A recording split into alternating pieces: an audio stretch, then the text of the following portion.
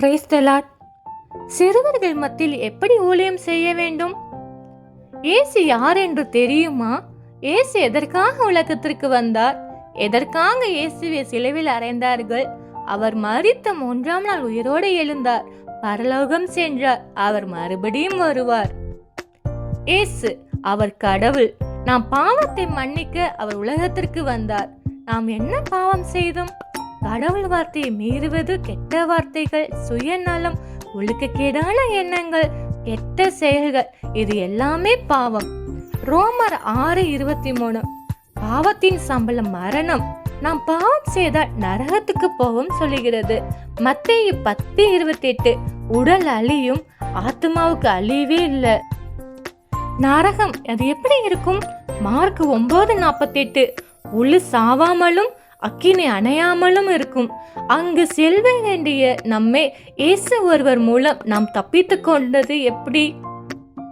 ரத்தம் சிந்துதல் இல்லாமல் பாவம் மன்னிப்பு இல்லை. பாவம் செய்தால் ரத்தம் சிந்த வேண்டும். ஆனால் நாம் ரத்தம் சிந்த தேவையில்லை. ஏனென்றால் அவர் நமக்காக சிலுவையில் ரத்தம் சிந்தினார். 1 யோவான் 1:7 அவருடைய குமாரனாக இயேசு கிறிஸ்துவின் ரத்தம் சகல பாவங்களை நீக்கி நம்மை சுத்திகரிக்கும். யோவான் 3:16 தேவனை விசுவாசிக்கும் போது நாம் நித்திய ஜீவனை பெறலாம்.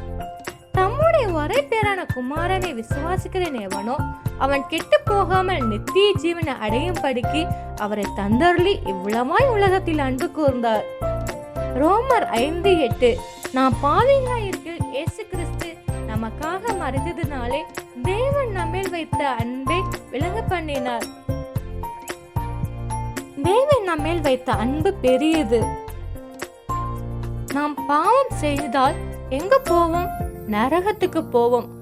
அங்க கஷ்டங்கள், கவலைகள், துக்கம், எல்லாம் வேதனைகளும் இருக்கும். ஆனா கடவுளை விசுவாசிக்கும் போது நாம் பரலோகம் சென்று கவலை கண்ணீர் எதுவுமே இல்லாம கர்த்தரை துதித்து கொண்டே இருக்கலாம். அதனால் நாம் பாவம் செய்யாமல் தேவ அன்பை பிடித்துக் கொள்வோம். நீதிமொழிகள் 28:13 தன் பாவங்களை மறைக்கிறவன் வாழ்வடைய மாட்டான், அவைகளை அறிக்கை செய்து விட்டு விடுகிறோனா இரக்கம் பெறுவான். நாம் பாவங்களை விட்டு மனம் திரும்புவோம். அப்போஸ்தலர் 16:31 கர்த்தராகிய இயேசு கிறிஸ்துவை விசுவாசி, அப்பொழுதும் நீயும் உன் வீட்டாரும் ரட்சிக்கப்படுவீர்கள். Praise the Lord.